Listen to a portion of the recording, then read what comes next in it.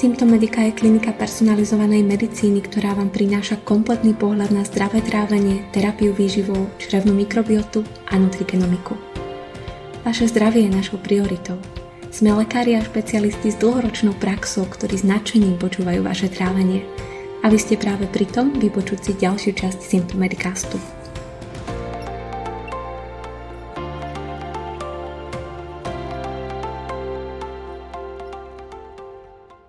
Vítajte, moje meno je Monika a som podcastový sprievodca Symptomediky. V dnešnej úvodnej epizóde vás pozývam na malú poznávaciu exkurziu o tom, ako pracuje klinika špecializovaná na zdravé trávenie a črevný mikrobióm.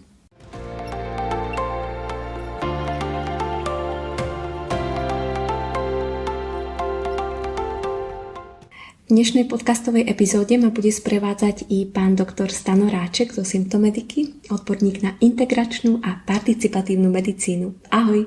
Ahoj, dobrý deň všetkým. Poďme si hneď na úvod povedať, čo je to tá integračná a participatívna medicína.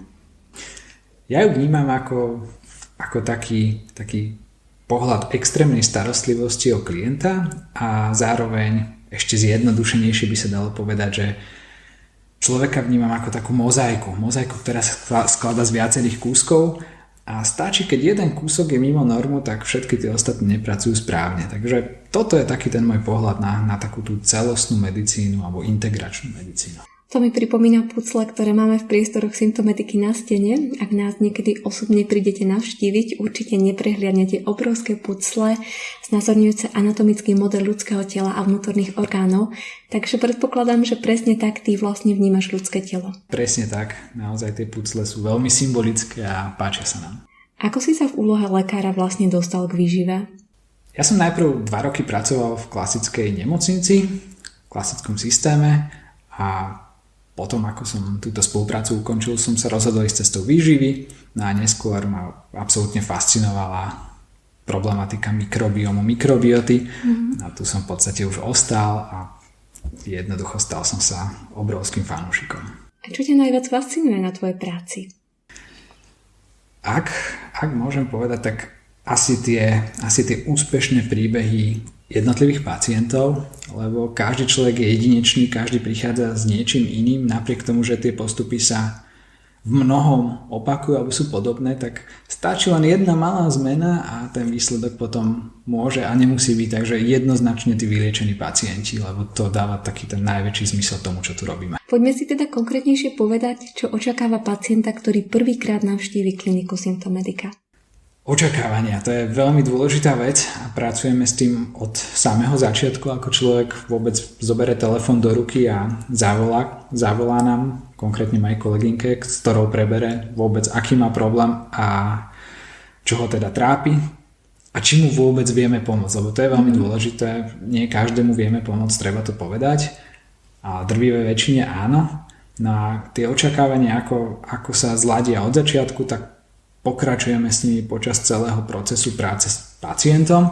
No a ako náhle ich zosúladíme, povieme si, čo môže očakávať, v akej dobe to môže očakávať, tak snažíme sa ten dohodnutý cieľ naplniť. Či sa nám to podarí, dovolím si tvrdiť, že 9 z 10 prípadov hovorí za nás.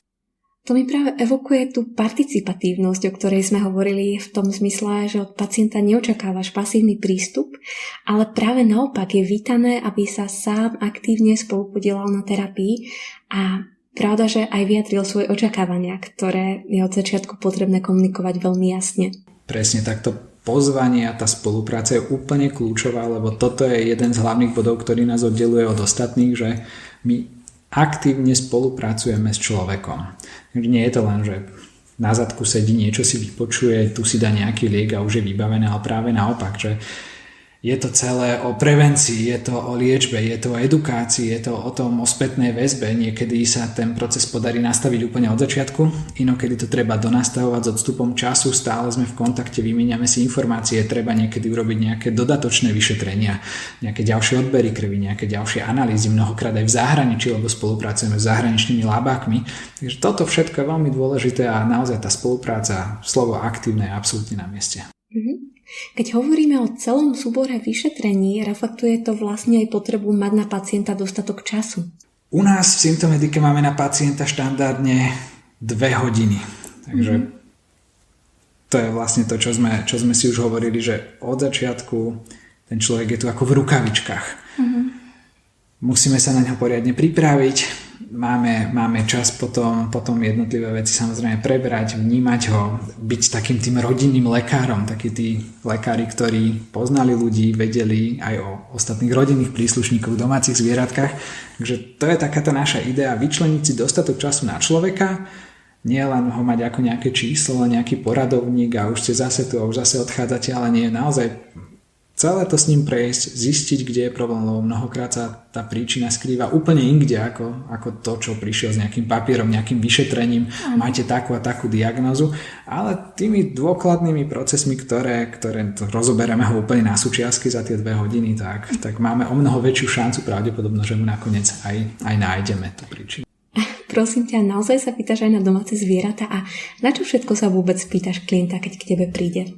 Tie domáce zvieratka naozaj riešime, niektoré dokonca poznám aj po mene, niektorých tých psíkov a pýtame sa v podstate od výživy, alebo teda začnem tak, že pýtame sa na samozrejme stav, ktorý človeka trápi, čo je tá prvotná vec, s ktorou vlastne za nami prišiel. Potom samozrejme sú to tie očakávania. Ďalej potom sú to lieky, ktoré užíva, lebo časté interakcie liekov medzi sebou nie je úplne to práve orechové. Častokrát rovnaké lieky má predpísané. Potom čo užíva, ktoré výživové doplnky. Ďalej spôsob pôrodu. Ďalej či bol kojený.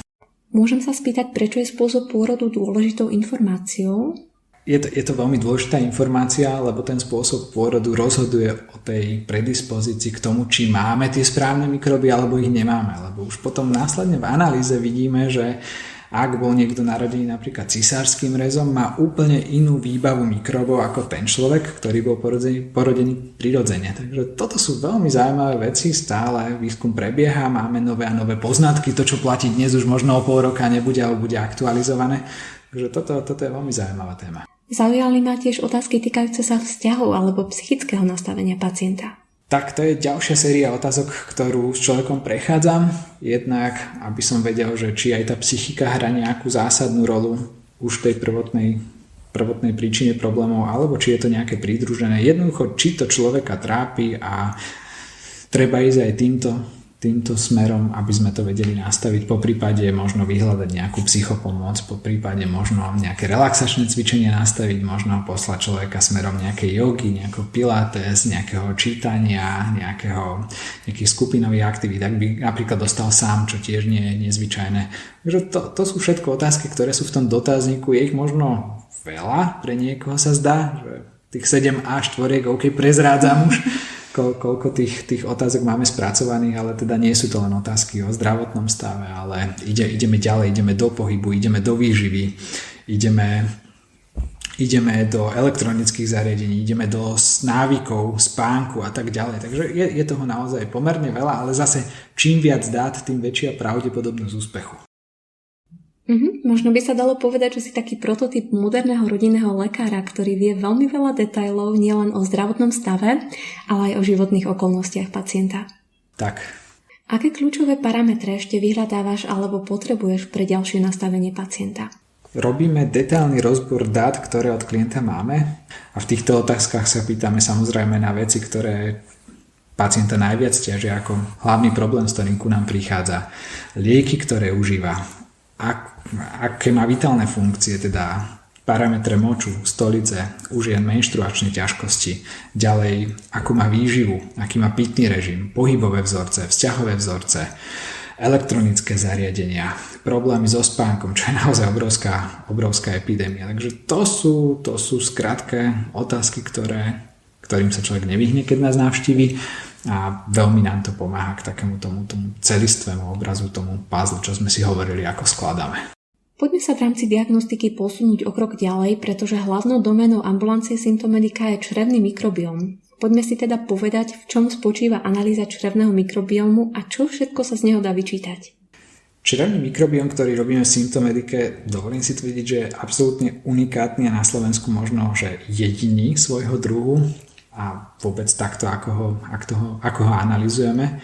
Lebo už len v tom, že využívame zahraničné laboratória, ktoré nie sú bežné a sú naozaj finančne náročné aj na transport, aj na analýzu a potom samozrejme aj na tie reporty, tak tento mikrobióm nám nedáva, že len pár percent to a to zhoršenie, ako sa niekedy môže stať, ale vyslovene tento náš mikrobióm nám odhaluje také skutočnosti, ktoré sú fakt, že nevydané a ja som také niečo ešte pred spoluprácou so Symptomedica nikdy nevidel, že vieme naozaj načrtnúť do jednotlivých zákutí ako biodiverzita mikrobov, dysbióza, zápalové parametre, imunitné procesy, ako funguje trávenie, či nie je krv v stolici, či nie sú nejaké veľké zápalové markery, ktoré smerujú ku Crohnovi, ulceróznej kolitíde, nedaj Bože nejakej rakovine, teda kolorektálnemu karcinómu, či tam nie je priepustnosť čreva, či tam nie je veľa histamínu, ako sú na tom metabolity, teda tie koncové produkty mikrobov, ako sú na tom tie dobré baktérie a tie zlé, naozaj vieme pozrieť profil kvasiniek, vieme pozrieť parazity a to som povedal naozaj len takú tú špičku ľadovca, aby som zase úplne všetko neprezradil. A potom, čo pacientovi odoberieš podrobnú anamnézu, čo sa v tom procese deje ďalej? Ako vlastne dochádza k samotnej analýze črevného mikrobiomu?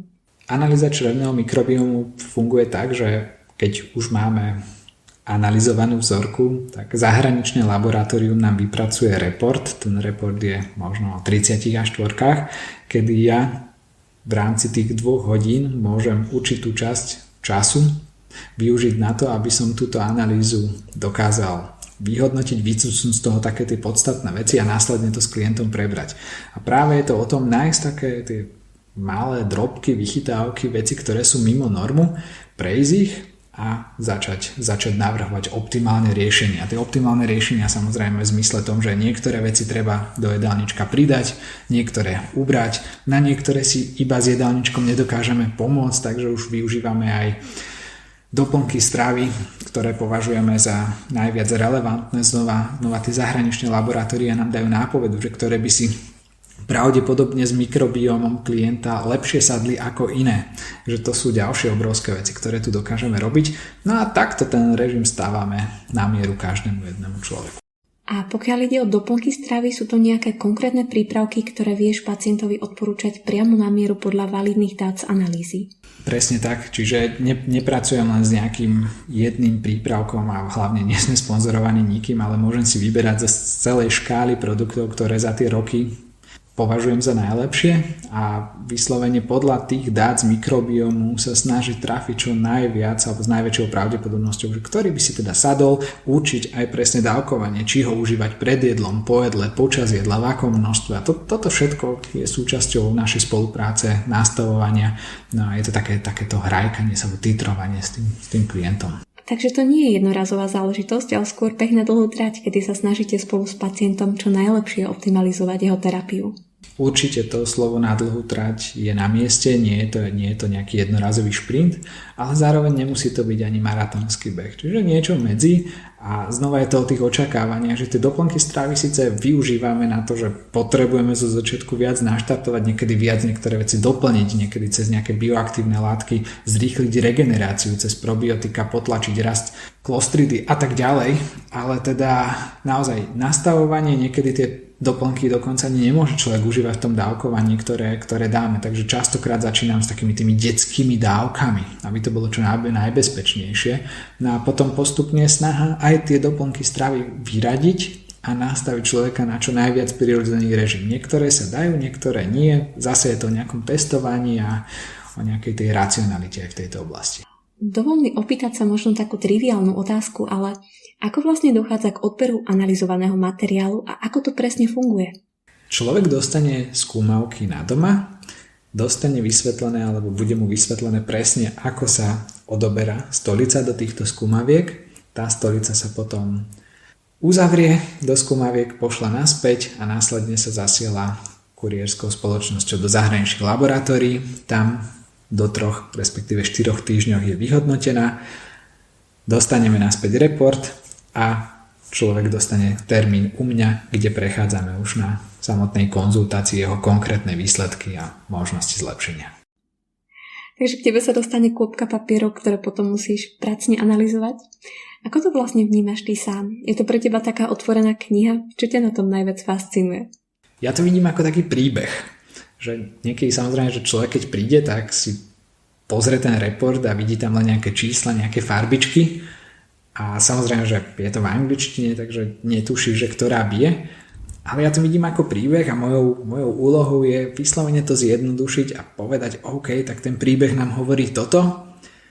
Ten príbeh hovorí o tom, že tieto veci sú vyslovene mimo normu a tieto potrebujeme zlepšiť. Takže naozaj pokúsiť sa to zložiť teda do toho jednoduchého nie je úplne jednoduché. A fascinuje ma na tom to, že prídu napríklad rodinní príslušníci a majú 80% vecí rovnakých, ale každý, kto má tú takúto unikátnu zmenu a presne tu trafíme, či je to taký ten klinček po hlavičke, tak každý zrazu má inou cestou dosiahnutý ten výsledok, ten efekt. Takže to je super, že niekedy sa to zdá rovnaké, ale tá jedna obyčajná vec, ktorá sa nám podarí nájsť a následne zlepšiť, tak dosiahne ten vytúžený výsledok. A ak prídu rodinní príslušníci, ktorí majú zhruba 80% mikrobioty rovnaký, je to dané tým, že žijú v jednej domácnosti a stretávajú sa s tými istými mikrobmi, alebo je to podmienené aj genetikou?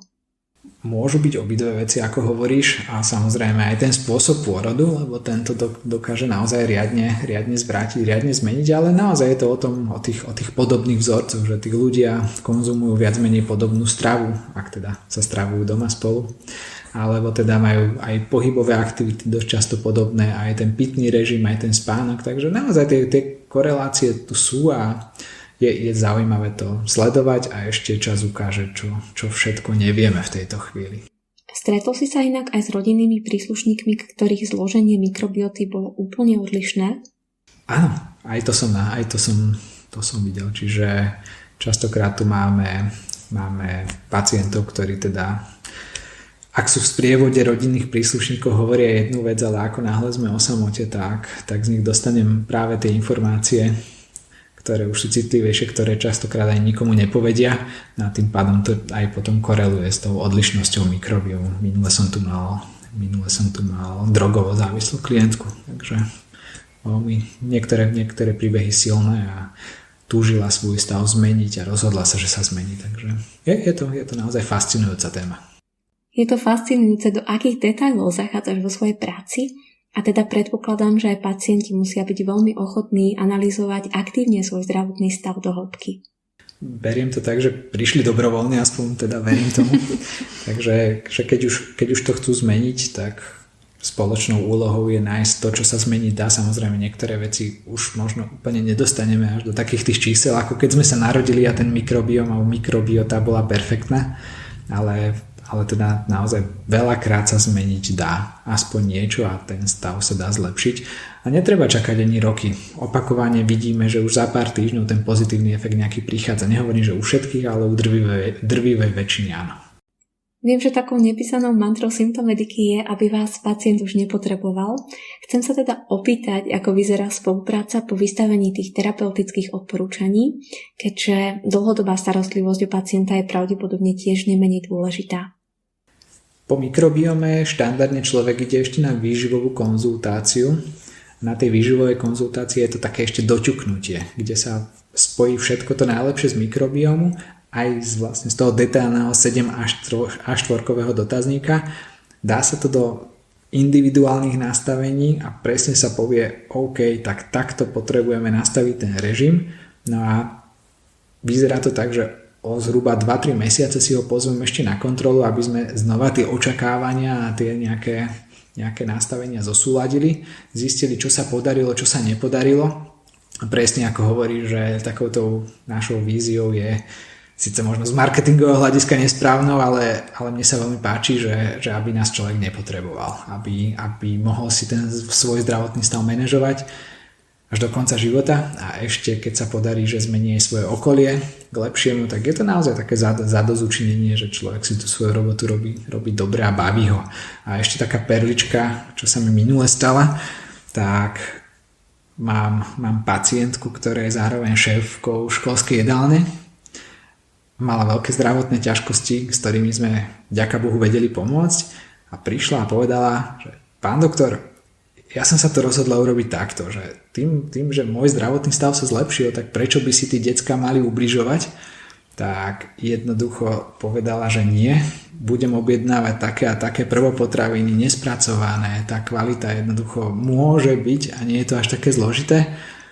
A to boli až zimové riavky, keď som si povedal, že wow, že keby som tlačil na pilu a toto chcel zmeniť, tak sa mi to nikdy nepodarí, ale človek vlastne nikdy nevie, že neviem komu pomôžem, preto mám rovnaký prístup úplne ku každému jednomu človeku, či je majiteľ veľkej firmy alebo kdokoľvek, tak toto ma tak fascinovalo, že nie len ona, ale vlastne možno stovky, možno tisíce ďalších detí už budú mať kvalitné alebo kvalitnejšie potraviny. Je vážne fascinujúce, aké presahy sa môžu tvoriť bez toho, aby si sa o to akokoľvek aktívne snažil a ako to vlastne môže ovplyvniť život aj ďalším ľuďom. Tak, čiže áno, je to o tom individuálnom pohľade na človeka, on potom častokrát donesie tých svojich rodinných príslušníkov a hlavne, čo sme si nepovedali, je prevencia, že nemusíme častokrát riešiť len nejaký zdravotný stav, ale máme mnoho klientov, ktorí si povedia, OK, nebudem čakať, až kým sa mi rozvinie nejaké závažné ochorenie alebo kým budem mať krv v stolici, ale v rámci prevencie chcem zlepšiť svoje fungovanie. A to je naozaj taký ten nový trend, ktorý si všímam, že už v rámci prevencie si urobím aj črevný mikrobióm, nastavím si optimálne fungovanie a zrazu, OK, možno si nevšimnem, že sa mi zlepšilo trávenie, keď som nemal problémy s trávením, ale možno si všimne, že mám viac energie, alebo že sa mu zlepší spánok, alebo že celkovo psychika sa mu zlepší. A to je tá krása, že nedá sa nič vytrhnúť z kontextu a všetko so všetkým súvisia. Keď sa podarí priaznivo ovplyvniť kvalitu mikrobioty, tak či už to zasiahne pokožku, chudnutie, psychiku, náladu, hormóny, o tom my nerozhodujeme, ale je to krásne sledovať. A je to pravdepodobne aj hudba budúcnosti. Presne tak, keby to mohlo byť súčasťou už nazvaných tých konvenčných klasických metód, tak by to bolo skvelé a myslím si, že by to bolo obojstranne prospešné, lebo aj klasickí lekári by mali menej roboty a k nám by už neprišli len pacienti v takomto finálnom štádiu, kedy tá práca je naozaj veľmi zložitá, niekedy dokonca až nemožná a môžeme sa roztrhať na drobné a už to jednoducho nejde. Našťastie musím zaklopať, že takýchto je minimum a väčšinou sa teda pomôcť dá.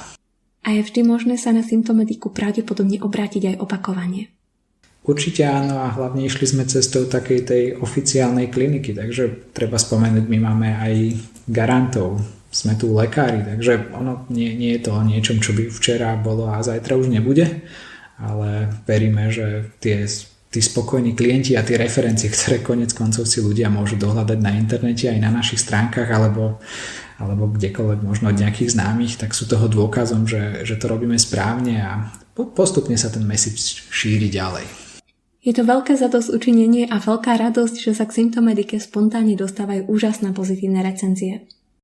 Stano, ďakujem ti za tvoje putavé rozprávanie a už teraz sa teším na pokračovanie ďalších epizód. Ja ďakujem za pozvanie. Krásny deň prajem. A vďaka aj vám, milí poslucháči, že ste dopočúvali až sem. Už teraz pre vás chystáme ďalšie zaujímavé epizódy o zdravom trávení a dúfame, že s nami zostanete aj naďalej. Majte krásny deň. Do skorého počutia, vaša Symptomedika.